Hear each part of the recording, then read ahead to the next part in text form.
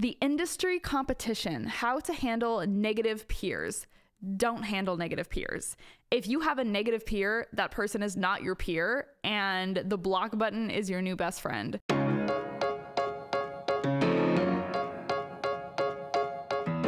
Hello, Patties and Besties. I'm your host, Maddie Morris, and welcome to my Lash to Brain Cells. Again, only one brain cell this week, but truly, Elliot and I have been wearing so many hats recently. We have been so busy, and there is very rare moments that the two of us have time together throughout the week to actually sit down and film this. So we're kind of just tag teaming. Lash to Brain Cells is like our baby, and we're taking shifts. So Elliot is in meetings and I'm here to talk about whatever I want to talk about today. And I have a lot of energy and I'm ready to yap. So I thought today we could do a February Q+A. I put a poll on my stories, a question box on my stories, asking you guys what you have questions about. And I got hundreds of questions, you guys. And so I'm going to be going through and answering the most asked questions. And there's a lot right now. There is a lot going on right now. And I'm going to do my best to answer your questions as best as I possibly can. I know that I'm giving vice principal right now. That was just my vibe for today. So let me go through my question box really fast. Okay, I got this question, I'm not even kidding, 40 times. So many people, it's not a very glamorous question, but so many of you wanted to know my thoughts and some insight regarding tariffs, because clearly different tariff laws are going into effect very soon.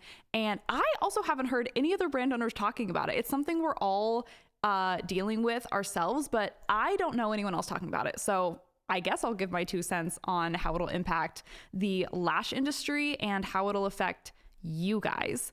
So here is Maddie's 2 cents on the tariff situation.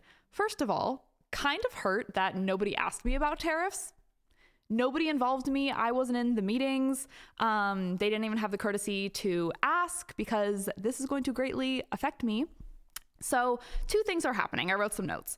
2 things are happening that really affect you guys. And number one is they're imposing a new 10% tariff on products out of China. So you may see up to a 10% increase in the products that you purchase from China. They are also closing the de minimis loophole. That means that orders over $800, orders under $800, previously didn't have to pay tariffs. So what a lot of lash companies did is they would place multiple under 800. This is a thing that has already existed. So a lot of lash companies would place multiple different orders that were all strategically under $800. And that was kind of a loophole out of paying those tariffs. However, our brand does not have the luxury of placing lots of small orders. Thankfully, have a lot of demand. We have a lot of customers. So we have to place really, really big orders, meaning that Elliot and I, Lightheart Lash, we were already used to paying tariffs on all of our lash orders, everything that we buy. So we cannot place multiple small orders and get around this. Our orders are huge. So we have already been paying a 7% tariff on our lashes that come out of China.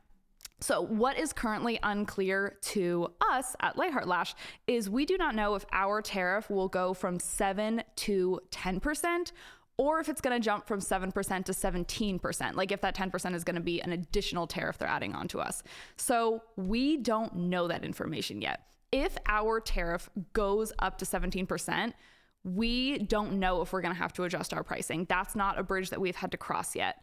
But this is not your problem. This is our problem, right? So we are going to try to make it as small of a problem for you as we possibly can. So we are working very hard behind the scenes to minimize the effects of this on our customers. I don't want our customers paying an extra 17% on top of their already expensive lash orders. So we are going to do our best as a company to minimize that increased cost for you guys. And there is a few ways that we already have done that. Number one is we actually don't get a lot of our products from China. Since the beginning, a lot of Lightheart Lash products, actually most Lightheart Lash products don't come from China. Our lashes and our packaging manufacturers are in China, but almost every other product in our line is not manufactured in China. So that's great for us. That means that we don't have to pay tariffs on the majority of our line. But for our lashes that come out of China, we are figuring out what that tariff increase is going to look like for us. And I will keep you guys in the loop. We're very transparent with that. We are very transparent with our pricing and what goes into our pricing. And I really hope that we don't have to adjust it negatively or adjust it and increase it for you guys. We're going to really try our best not to, because I know that everything is expensive right now. Everything is expensive for consumers, artists, brands. And we obviously, it's hard on us, but it's not your problem. You guys, your only problem is getting lashes to stick on your clients and run your business. You shouldn't have to worry about our problems. They're different problems. So we are going to try our best not to worry you guys with that. That is for us to figure out. But thankfully, a lot of our stuff doesn't come from China, so we're safe there. Second question. I felt like I was just reporting the morning news just now. Tariffs are affecting lash artists. Okay. But yeah, it sucks. And we're doing our best to minimize this as a problem for you guys. That is what I can say about that. Not ideal, but we're figuring it out. Another question that I got a lot of is, how do you become a lash educator, and how do you know that this is something that you're ready to do? A lot of people messaged me that. And I think the root of my answer to this is lash education is not an easy next step. I think a lot of people view it as sort of this clear yellow brick road ahead of a lash artist where they learn lashes, they do lashes, they build a full clientele, and then they magically start teaching. And I see a lot of people do that. And the reality is that teaching is another job. It's not just an extra stream of income. It's not just something that you can easily add on to your business. It is an entirely different skill set that you have to master, and it is an entirely separate job. Being an educator is another job. And I realized this very quickly when I launched my own training. So I've been teaching for 5 years now. And when I first launched my trainings, truly it was out of a place of love and out of passion, because I had really horrific lash training when I was a beginner lash artist. I was taught lashes by another hairstylist. And then I went on to really, really heavily invest in my own education when I went independent. And after building my books up and really kind of having to claw my way through figuring out lash information, I mean, I was just pulling it from everywhere. I was just soaking up everything I possibly could. Back when I was building my solo lash business, there was information on YouTube and there was information on Instagram, but not the way that it is today and not as readily accessible as it is today. So I had to fly and take classes all over the place. And once I had, 7 or 8 online or in-person classes under my belt, I realized that I wanted people to have an easier time getting into lashes than I did. It pained me thinking of another person that was in my shoes, someone that was young and that had sparkles in their eyes and just was so passionate about lashing, but struggled to get the education they needed to actually make a go out of it.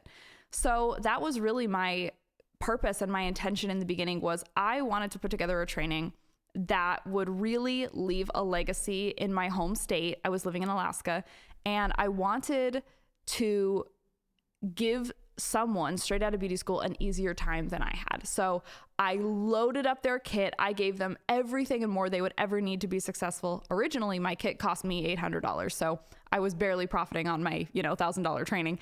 And I beefed up my manual as much as I possibly could. And I taught my first training essentially for free. And I kept my pricing for it very, very low, because it was never with the intent to make a lot of money. Really, it was purely for the intent of I needed to offload some of my clientele. So I wanted to have incredible recommendations for my clients if I had to raise my prices. And I had incredible artists for them to see. So it was one, in order for me to offload some of my clientele to artists that I had personally trained and trusted. And number two, it started out as a deep passion to help other people have an easier time succeeding than I did. So I think with anything, your intention has to be incredibly pure, and the lash education market has become very oversaturated. And so it's very hard for people to trust educators. So I think going into it with very, very clear purpose and very, very solid integrity, that will set your education up for success long term. If you're just doing it, to make a little extra money, I promise it will flop faster than you can even think. So if you want to get into education, number one, I would ask yourself what your values are, what your long-term mission in the industry is, and really what your long-term goals are and what results you want your students to get. Because at the end of the day, trainings are all about your students. You can't do it for ego. You can't do it to make yourself look cool. You can't do it so you reach a new level of status in the industry. Like, all of that is so surface level. You need to truly come at it from a place of service and serving your students so they can have a better time than you did. So if that is your intention, then I would spend time working on your curriculum. Curriculum is the core of your class. You cannot teach a lash class without a curriculum. You cannot, I say can, you can, but I would not recommend buying a pre-made lash curriculum. I would recommend writing your own. And that's going to take a long period of time, So this is definitely a time investment. I spent about 9 months writing my lash manual before I originally launched my first class. And that is not the same curriculum that we teach out of now, because that curriculum has been revised over and over and over and over again. And it has been added to and refined more times than I can count, because our mission has always stayed the same for the last 5 years. And that is give lash artists the best chance they have at success. And if there is too much information in our manual that we can tell it's overwhelming students, we're going to refine it and pull it back so it's exactly what they need and nothing that they don't. If our manual if there's ever any information that changes, because lash education is actually changing all the time, we never want to be teaching anything outdated, so we'll revise it and we'll give everyone access to it. So making sure that you are writing a curriculum that you can stand behind and say, this is going to give someone everything they need to be successful. Start writing it. And writing is truly, it's such a skill. But writing our manual, I can literally picture myself back in 2020 when I first started writing my manual. And I just remember I locked in and I wrote a glossary. So I would start by writing a glossary. And I wrote about 50 topics that I thought somebody should be taught as a beginner. And I started writing and, they should learn this. They should learn this. Oh, I wish I learned that. And it kind of just put me in this zone where I just kept writing more and more things I would need to know as a beginner lash artist. And that list grew and grew and grew. And then once I had that glossary, then I could go in and fill in all of those chapters, if that makes sense. So if I knew that one of my topics was isolation, I would write about isolation. And then I would think, well, what about isolating inner corners? What about isolating tricky lashes? What about isolating bottom layers? What about isolating different lid types? What about isolating with tape? What about isolating with certain tweezers? And you just get in your head and you think of all this extra information, and you go back and go back and go back and add and add and add and add until it is as big as it can be. It is as well-rounded of a chapter as it can be. So I would start on your manual. Once you have a fully built out curriculum, then I would work on the structure of your day. And that involves, I would do a mock student. I would never teach my first paid student without doing a trial student to make sure that you are capable of teaching this class and having it go smoothly. Because for the student's perspective, they should feel like every piece of the training is thoughtful and taken care of, and there should never be any blank space or guessing. You should always kind of know the flow of the day. So I would get somebody or somebody that has been interested in learning under you, and I would invite them to do a free mock training day. That's where they come in and you teach your first class for free. And this kind of teaches you how to teach. And chances are that student is going to have questions that you never even thought of. And they're going to have feedback from you. And that feedback is so valuable. You can't even put a price tag on it. Once that student gives you feedback on how the day flows, you can adjust the flow of that day for when you're taking your real student. Now, if teaching a class is something that is a desire and a passion of yours, but you feel some sort of hesitation, or like the commitment of teaching someone is really scary, but it's something you want to do, I would start small, and I would start by offering maybe more bite-sized education. So tutoring, maybe shadowing, mentoring sessions, mentoring calls, reverse shadowing sessions, where somebody watches you work or you watch somebody work and you correct them. All of these are more bite-sized, few-hour segments of what a training day would be.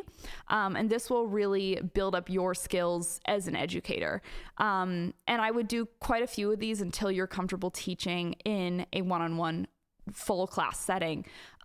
Because really, it's so important when you start teaching to understand all the different learning styles that people have, because not everyone just learns the exact same way. And I think this is the beauty of private classes and why Lightheart Lash has always offered private classes.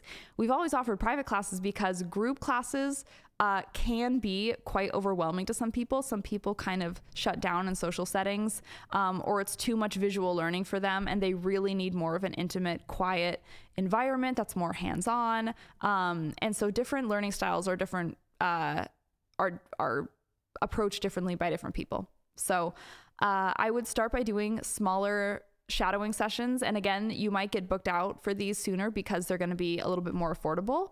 And then when you feel ready to launch your full trainings, whether they be multiple days, a week, a one day, whatever it is, you're going to feel super prepared because you have spent the time writing and building out your unique curriculum, and you have already done your mentoring sessions, your shadowing sessions. So you've worked with people and you know that you are comfortable in that training position, in that position of leadership.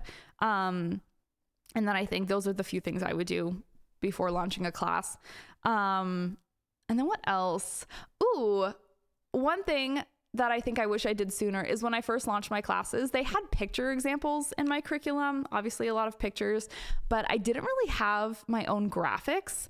And so recently, in the last 3 years of teaching classes, I actually had all of our graphics redone, professionally done for our training manuals. So if you look in our training manuals, you'll see little graphics of eyeballs and different maps.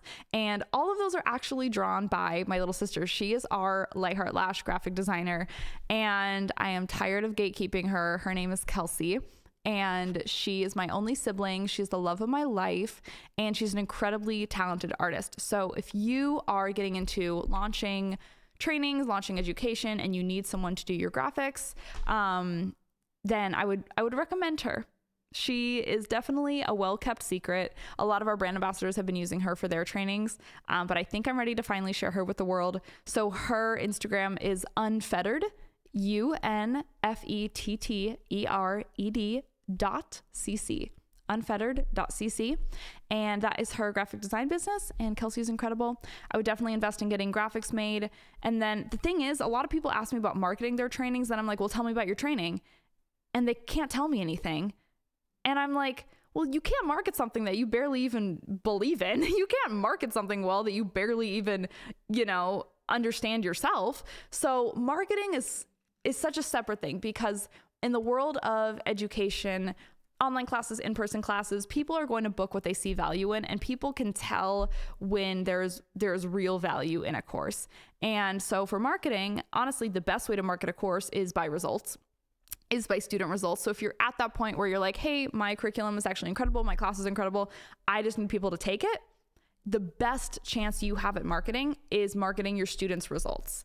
So tracking your students' results, getting pictures of their work before your training and their work after your training is going to be your best way to market. Because at the end of the day, there are lash artists that genuinely just want a transformation in their work. And this is what worked for me. I was able to sell our classes based solely on the experience that student would have, the VIP experience that we would give them. We'd make all our students feel so special.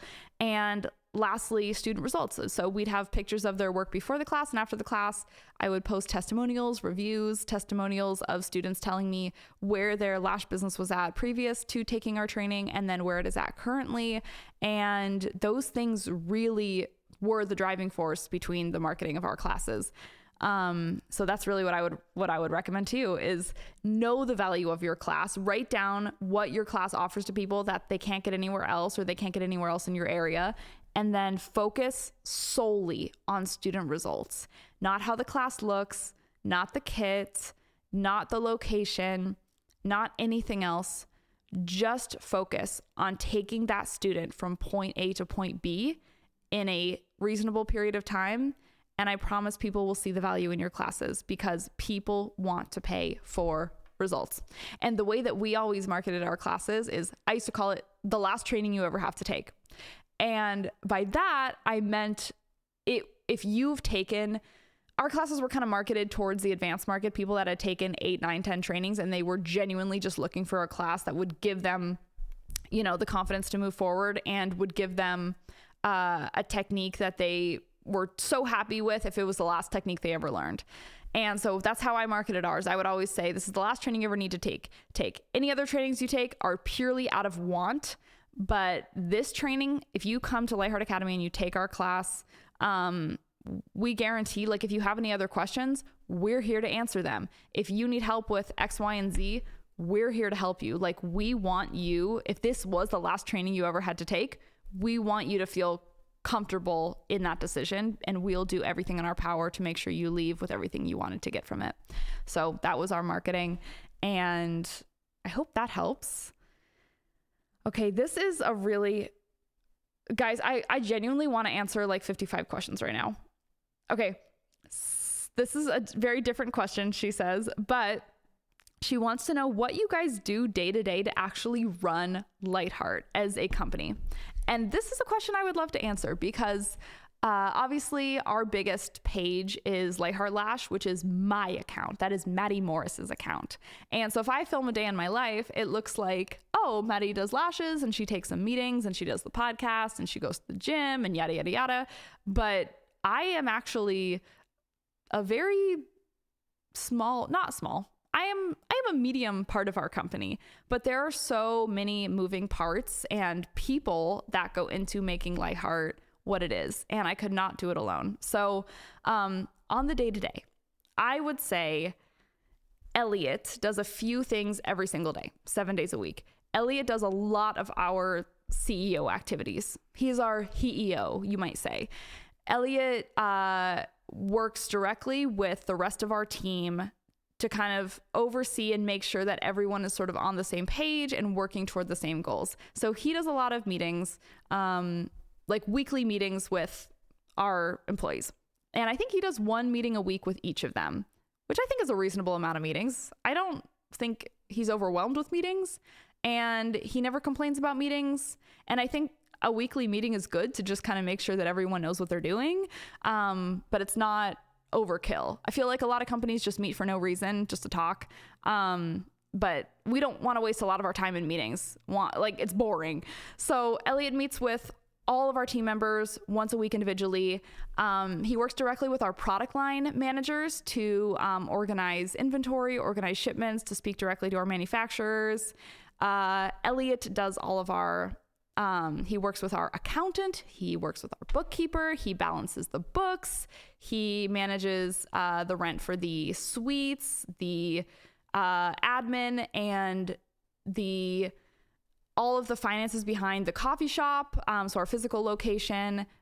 He pays the bills, and he cooks me dinner, and that is kind of Elliot's role every day. So he spends most of the day behind the computer in meetings, and he's happy to do it. He's more than happy to do it. Elliot also goes on a walk or a run every day, and he listens to his audiobooks, and that's kind of his peaceful, happy time.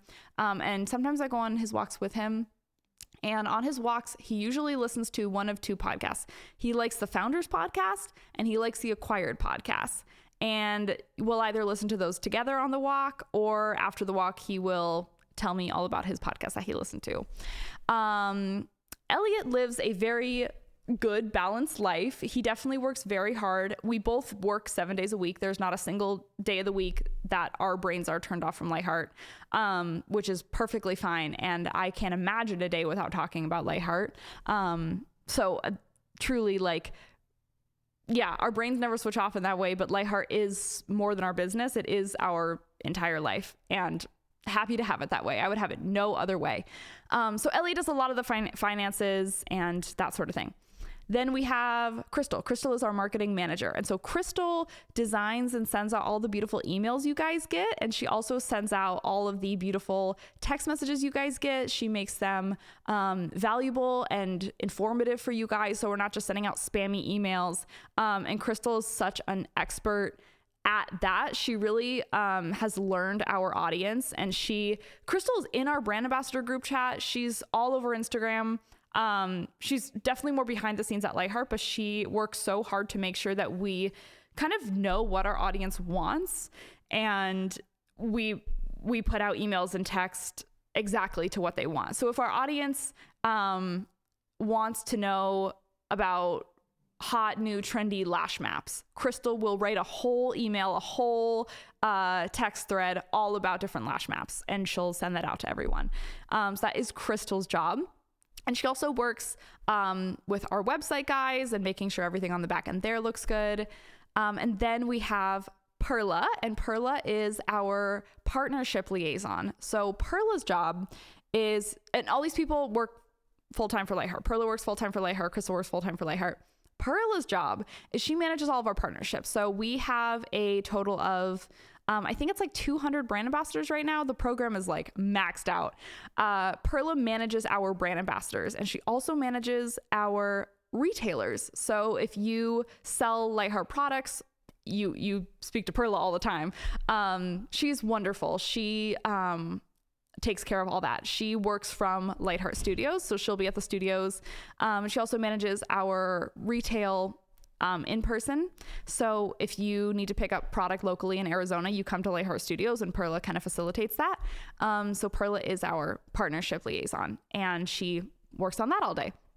Then we have Katie, and Katie is our head of education. So Katie's day looks a little different every day. Some days she's taking clients, but some days she is here either filming her podcast or making content for Lightheart, or she is doing mentoring calls, or Katie is teaching our in-person classes. Katie teaches our 30-hour licensing courses. She teaches our beginners trainings, advanced trainings. So Katie's at the studios all the time teaching trainings. That is what Katie does. I no longer teach in-person trainings. I do all of our speaking events and stuff, but Katie does all of our in-person trainings. Then, as of this year, Katie and Perla have both been really busy planning our Lightheart 2025 tour. So that is what I assume they have been really busy with every day, planning the tour, because they have a lot of dates coming up. And then who else works for Lightheart? We have our product line manager, Cheryl. So I personally do nothing on the inventory product line management side. Like if I want to, if say me and Katie want to come out with a new product, we will basically tell Elliot, he will work on a prototype, he will send it to our product line manager, she will figure out samples and how to source that product, and then we will kind of get that ball rolling from there.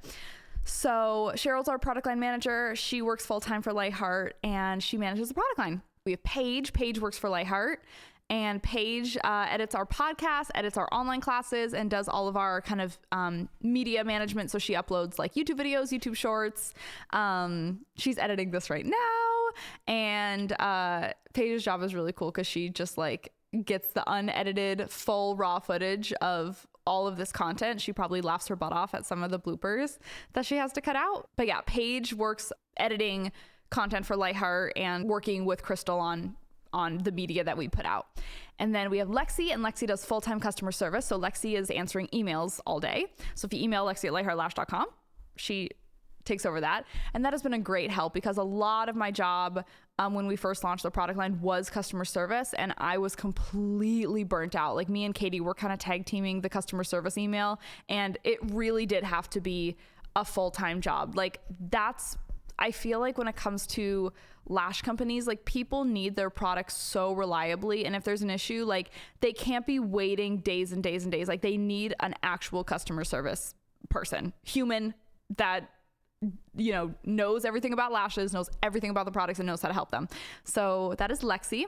And then we have the warehouse. So we do not do our own fulfillment anymore. And that is so we have, packages that go out reliably every day for you guys. We did our own fulfillment for 6 months. And now we have a warehouse in Nevada that does our shipping, and they are like the best warehouse in the entire lash industry. Like there's no better, more reliable shipping or fulfilling. So I don't know how our packages, I've seen how they're packed, I've seen how they go out, but I have nothing to do with that. So if you have any issues with your order, any issues with your package, let Lexi know and she will talk to the warehouse and they will take care of you. But that is not something that I have my hands in, because when I was working in the fulfillment room, it would take me like 30 minutes to ship out a package. I'm not even kidding. It was not my ministry. So that's what the warehouse does for Lightheart every day. And then we have some guys that work on our website, some guys that do our search engine optimization so people can find us. And then we have Kelsey, who's our graphic designer, my little sister. And we have an executive assistant named May. And May kind of keeps us organized. And then at Lightheart Studios, I manage the studios, but they kind of don't need too much of me. Like if there's ever an issue, or we ever have a suite that needs to be rented out, like I handle that. So I manage the studios, but that's not a day-to-day thing. That's more of a like couple times a month thing. The coffee shop is managed by Caleb and Mariah, and we have about 8 baristas right now. And I think that is everyone at Lightheart. I think that is what kind of goes on every day. So everyone kind of does their thing. But as for what Maddie does, I am our social media girl. It's so funny. Like as we started the product line and we had all these roles that we had to quickly hire out, I was like, what am I actually good at? Like, what is my physical role? And I actually really love creating content, and I love lashing, and I've always wanted to keep my hands warm and keep my hands on my tweezers. So I do 4 to 5 free full sets of lashes every single week so I can get educational content for you guys, and so that I can kind of give back to our community, because Lightheart is all about giving back and we're committed to just giving lash artists everything they need. And so if I'm spending time every single day with lash artists, I better know how to serve them. So I do about 4 or 5 free full sets a week here at my filming headquarters.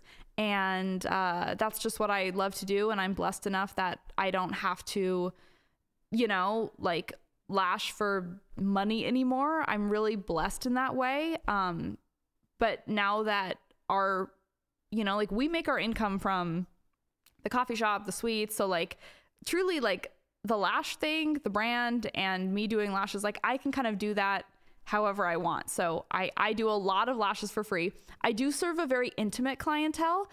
So I have a handful of clients that I've had forever and ever and ever. So I do still service a very small, intimate clientele. And that just makes me happy. That's what I like to spend my time doing. I make all of our content. I post every single day. I produce all of our photo shoots, all the ideas for our photo shoots. I do all of that. I do all of our speeches. I do all of our international speaking events. What else do I do? And then I kind of do a lot of what Elliot does. Like if he needs me to come to a meeting, if he needs me to oversee something, if he needs my input, then I go to his meetings with him sometimes. We're kind of a team in that way. There's a lot of overlap between what Elliot and I do. So if there is, say, I don't know, like some meeting for some product, for some manufacturer, like Elliot and I will both be at that. So that's kind of what we do every day. I respond to all our DMs. I respond to 400 to 500 DMs every single day. I've done that for 6 years straight, which I absolutely love. And like, you will have to pry my DMs out of my hands. Like, I love responding to my DMs. It's been getting a little bit overwhelming, but I do my best. I really do my best. So if I ever miss one or two, please give me grace. I really try at the start of every day and the end of every day to literally go through and respond to every single person, because my DMs make me so happy. So I do that. And then I film the podcast. But truly, this is kind of the first time in my life where I feel so busy, yet also so at peace. And I think that just comes with building momentum. Like, I feel like I've had to build 8 years of momentum to kind of get to this point where our business can sort of, run steadily. And now I just get to kind of organize and manage its growth. But for the last 8 years, like, we needed to just build momentum. And now I feel like that momentum is finally there. And so I feel a lot of peace with that. So even though I'm busy, I feel a lot of peace, because I've been way busier in the past, but it was the kind of busy that was way more physically demanding. And so now, I'm getting sleep every night. I can spend more time with my loved ones. I can do more kind of passion projects. But for the last 8 years, like, it's been a lot more physically demanding. Okay, let's answer some more questions. Is focusing on only one lash style okay to do? For example, I just want to do angel lashes. Focusing on just one style is more than okay to do. That actually will greatly set you apart as an artist. Now, there is a pro to being very versatile and having something for everyone. However, if you physically only like doing one style of lashes, market that one style, put yourself out there as an artist that specializes in that one unique niche style. And I promise you will fill your books with clients wanting that, because they know exactly what they can expect from you. And you're going to be doing what you love every single day in and day out. So it's absolutely perfectly fine to focus on just one style. Actually, I did this for a few years. There was a 3-year period when I tell you, where I only did mega volume and I only offered mega volume, and my books only filled with mega volume clients. Isn't that crazy? And after a while, I was like, there's nothing else even on my menu, because that's everything everyone wants from me. And I was happy to do it, because I loved making fans and I love doing mega volume. So there was a time in my life where I did only do one style, and I was perfectly happy to do so. So your business doesn't have to look like everyone else's to be the perfect business, to be a good business. Like, your business has to feel good to you. I had a client show up drunk tonight. How would you deal with this? I have had a client show up drunk. I'm not talking about hungover. Of course, we've all had tens of clients that have shown up hungover. And for them, we just offer them a cold beverage and we lash them and we get them out of there so they can take a nap. But I have had one client show up very, very drunk, like took an Uber and stumbled her way in there. I don't even know how she found the place drunk. And in this case, it is a difficult situation, because you have to kind of gauge how intoxicated that client is. If they're absolutely like off their face drunk, definitely refuse service, kindly offer to reschedule them. But it's really not worth it, to have that kind of appointment. So I would kindly refuse service. It's going to be a difficult, awkward situation in general, but it's probably the best thing to do. I have had one client come in drunk, but honestly, she wasn't at the point where I wouldn't refuse service to her. It was a new client that booked a full set, and I could clearly tell, she in particular, this is just again, a very individual case. Everyone's different, but I could tell a very like hurt person, and she wasn't to the level of drunkenness that I would refuse service. So I did do her lashes. I did give her a full set. But I got her in and out of there as soon as I possibly could. I probably didn't get full coverage, and I let her know that, because she was very, all over the place. And I was kind to her, and I had good conversation with her. And I made sure that she, had a safe place to go after, and she had a ride, and I watched her leave and everything like that, and got to know her a little bit. She wasn't drunk, but she was clearly tipsy. And it wasn't like a woo tipsy, like it was kind of a sad tipsy, like, okay, we're kind of like drunk in the middle of the afternoon, why is that happening? So I got to know her and I did her lashes as fast as I could for her moving around a lot. And she still was able to have like a full conversation with me, made sure she got out of there safely. And it's actually so crazy. It's a crazy story. And it's such a story of like just redemption and what time can do. But she continued to book with me and I continued to take her. And there actually was quite a handful more times where she showed up slightly tipsy and I kind of learned to expect that of her. She never drove herself, so that's fine. And I got to know her and she was a very hurt person and she was getting out of a very abusive relationship and a very toxic job. She worked in the nightclub industry, and so many years later we stayed in each other's lives. And I noticed someone booked a private lash training and I was like, oh my gosh, this is her. And she showed up for class and I hadn't seen her in about 6 months. And she told me that she wanted to be a lash artist and that us meeting and us spending time together over that year really showed her what she wants to do in life. And she wanted to get out of the industry that she was working in currently, and she wanted to do lashes. And I just thought that was so cool. And I literally remember coming home and like crying to Elliot and being like, you will never guess how full circle this is. This client that at one time was like a nightmare client of mine actually is now a lash artist. And those appointments inspired her to move in a whole different direction with her life and to love others in that same way. And I'm not saying that like I was like the inspiration from her. Like maybe there was, you know, other people and beauticians in her life, but it was just so cool to like, I did have a client that I could have refused service, but I'm glad that I gauged the situation. And so it's just all about gauging the situation. If you have a client that is too intoxicated to service and they are stumbling around and hitting their head and bonking it on the floor, like kindly refuse service. But if you have a client that comes in and they're clearly like having a very messy day, I would extend as much kindness to them as possible. I actually had one of our brand ambassadors tell me one time, she said that she had a client come in drunk and she just offered her like a free mini facial and just gave her like a safe place to relax. I forget what she did, but she just gave her like a free mini ice roller facial and just allowed her like a safe place to unwind and relax. And I thought that was so beautiful. Like if somebody clearly just is like hurting and you can tell that they are just like going through it, extend them as much kindness and grace as you possibly can, because you never ever know what that person's going through. You never know if you're like the only kind person that they've talked to in weeks and weeks and weeks.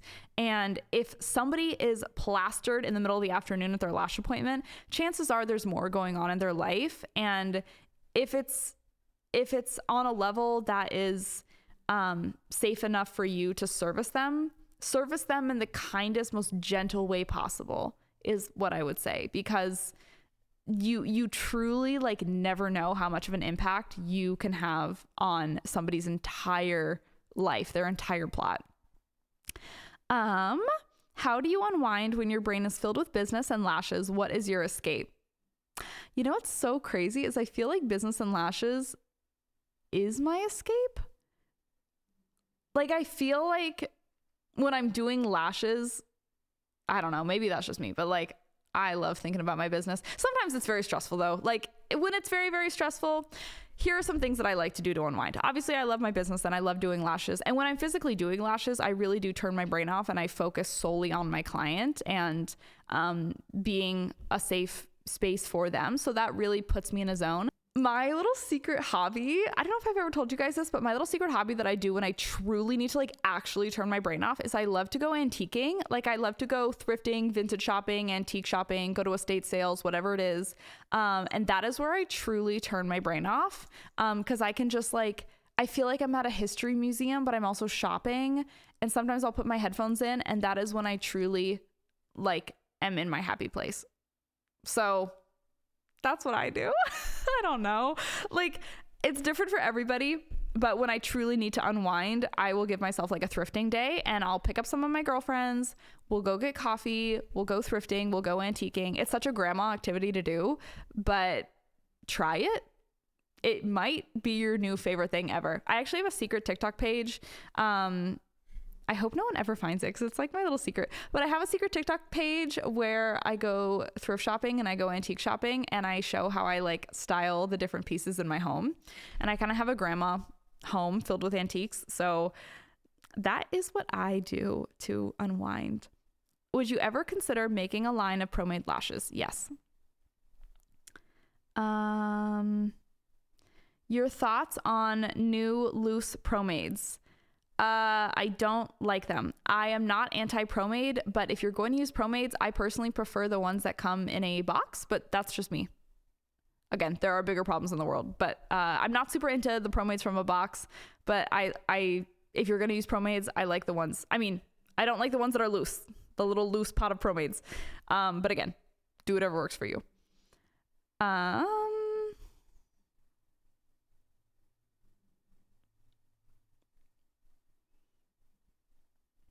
Ooh, the industry competition, how to handle negative peers.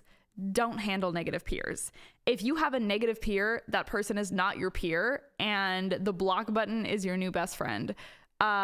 You truly should not feel like you're in competition with anybody except yourself. And drama is such a low IQ activity.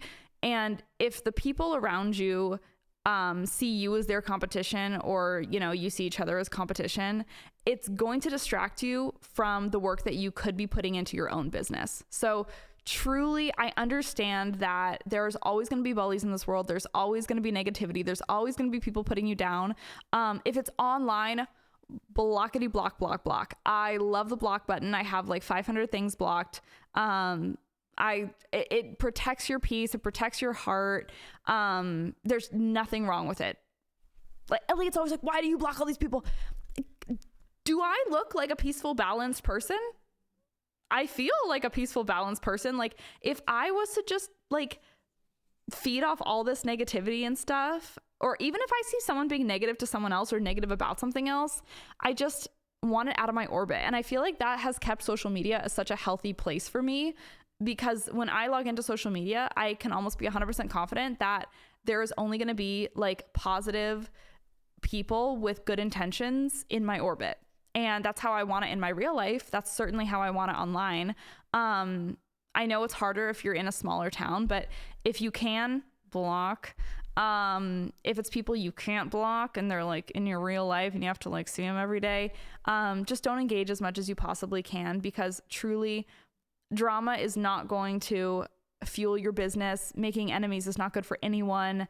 Having resent or hurt in your heart towards anyone is just not good for you. It only hurts you, So, if you've ever been wronged by anyone, I would, be quick to forgive and move right along. So I guess my best advice is focus on the people that genuinely want the best for you. And, I wouldn't see people as competition. If you see them that way, I would just block them, or try to change your mindset. Like, I don't know. I know it's hard, but truly the more you can just put your energy into your own business and your own relationships, the happier you will be. Trust me.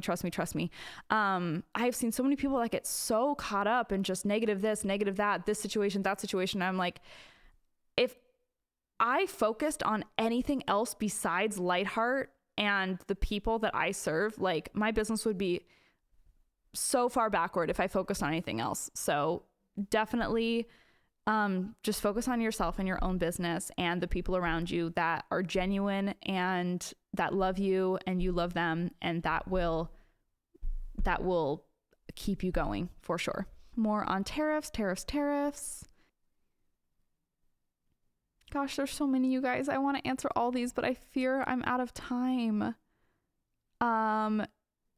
Okay, following that last question, someone said mean girls in salons and how to deal with it. Don't work there. Oh gosh, that is so hard.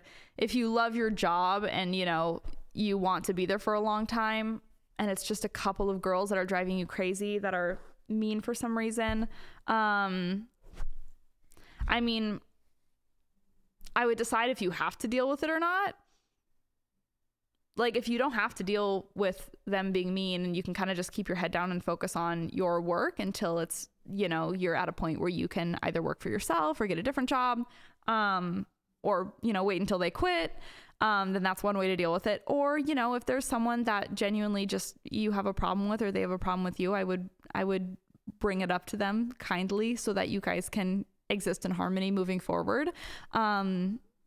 I know that salon relationships can be really difficult, especially when there's lots of employees running around, lots of different emotions, lots of different clients. But you can't control how anyone else lives. You can only control how you live. So either you can completely ignore them and focus on your clients and your people that you serve, or you can have that conversation and try to break some bread with them. Okay, I'm going to rapid fire answer 3 more of your questions. Tips on avoiding adhesive on tweezers when lashing, and how to avoid adhesive from your tweezers. So if you are in a sticky situation and you get some adhesive on your tweezers, happens to absolutely everybody. You can avoid this by picking up lashes a little bit higher. If this is a kind of a pattern for you and you notice you're always getting adhesive on your tweezers, you can actually pick up the fibers a little bit higher. That's going to avoid your glue tray a little bit more. I'd recommend keeping acetone wipes in your cart, and those acetone wipes are really good just to work through the tips of your tweezers, whether you're using a fiber tip, a crystal tip, or a brushed metal, and just hold it there for quite a few seconds, massage it in, and then wash your tweezers with antibacterial soap, and should be good to go. That's what I do every single time, and it works like an absolute charm. The next question is how to change your career to be more training and student focused rather than client focused. So if you are trying to transition from servicing clients full time to getting into education, the first thing that I would ever do is start tailoring your content to students. So going from a page that highlights your clients and highlights your work to talking directly to lash artists. So I would be posting tons of tips and tricks, daily education. I would be posting something that would teach lash artists, I would make it a goal to teach lash artists something every day. Because then you're going to set yourself apart as more of an authority figure in the education space. And when people think of lash education, they're going to think of you rather than thinking of you as a service provider. So I did this quite a few years ago when I was launching my trainings. My marketing quickly shifted from client language to student language. And I said, every single day, I'm going to post something that is going to help a lash artist. And actually, that is exactly what we do to this day. It works. You do have to be consistent with it. This isn't going to happen overnight. But just getting in the habit of putting yourself out there as a figure in the education space is going to be a really, really good first step. And you can also, what I would also do is on your website, instead of just having a booking platform, I would get a website where you have a blog. And in your blog, I would start to write educational posts. So what someone might expect to learn in your trainings, and it will give them sort of like a little taste of what you have to offer. And then once you have like 20 plus blog posts, you can start advertising your blog, putting your blog out there. And you'd be amazed how many people read our blog. And that is a really great way to transition not only your Instagram and your social media presence, but also transition your website presence to just booking, to actually having more beefy educational content. And the last question I'm going to be answering is, can you give us a sneak peek of what is coming to Light Heart in 2025? This is such a hard question for me to answer because I wish you guys, tell me if you're the same way, but I wish I was more mysterious. I am the least mysterious person you will ever meet in your life. Like, you could ask me anything and I will just spill my deepest, darkest secrets. I love to overshare. So I'm trying to tread very, very lightly on this question because so much of it is secretive, and I have learned, stop telling your secrets. I need to not talk about products that we're working on. I need to not talk about anything we're launching or dropping. But what's coming in 2025 is the Light Heart Tour. So you can go to our website and click Tour in the drop-down menu, and you can sign up for one of our locations. It is the cheapest, most affordable, like dirt cheap way to take a training with us. These are like a couple hour workshops. And also it's like a social networking hour. You're going to get a kit. You're going to get merch. We're going to all hang out and mingle. You're going to learn a lot. So the Lightheart Tour, Katie and Perla are doing all of them. I will be at one location. I'm going to be at the Tampa location. For me and Elliot, I'm doing a lot of speaking events this year. So for me, in March, I'm going to be in Bologna, Italy, not speaking, but I'm going to be meeting some manufacturers there, and I'm going to be going to Cosmoprof Bologna. It's a very, very large B2B beauty conference. It's the biggest in the world. So I will be in Bologna, Italy, and then in April, I'm going to be speaking at Lash Boss Summit in Austin, Texas, one of my favorite events of the year. And then in May, I'm going to be in Tampa for the Lightheart Tour. In June, I'm going to be speaking in New York City at The Course NYC. In July, I'm going to Croatia. I'm speaking in Dubrovnik, Croatia with Lash Boss Retreats. And then in October, we will be at LashCon, and I'm currently designing the world's craziest booth. And that is what I have on my travel agenda so far. There's probably going to be like 5 or 6 more trips, but that's what I have on my agenda so far. We're hiring a new employee next month. I cannot tell you who it is yet, but you know them and you will be very excited. We are trying to expand our distribution internationally. So we're trying to get our products into as many countries as we possibly can. So if you're listening to this and you are living in a country that currently there is no one that sells Lightheart Lash products, you could be our distributor. So go on our website, go to the partners page, you can apply. And we're trying to get like distribution set up in a lot of different countries. And because a lot, like shipping from the US is so expensive. We have to ship things from, their country of origin to Nevada, to our warehouse, to our distributor. So it's a lot of traveling for our packages. So we'd like to just have distributors where we can just send stuff directly from the manufacturer to them. And this just cuts down on shipping for everyone. Then I'm working on... I really want to put a lot of effort into the podcast this year. Like, I'd really like to put out 52 episodes for you guys, because I always fail to realize how many listeners we actually have, but we do have quite a lot of listeners. I think we have like 10,000 listeners across all platforms for every episode. And that's a lot of people. I always feel like nobody listens. And then I look at our stats and I'm like, holy cow, I gotta make some episodes. So we have podcasts that I have in the works, and lots and lots and lots of new products. That is some things that I can share with you coming up. I love you guys so very much, and I hope that this Q&A was helpful for you. And until next time, hugs and kisses. Smooches. Bye.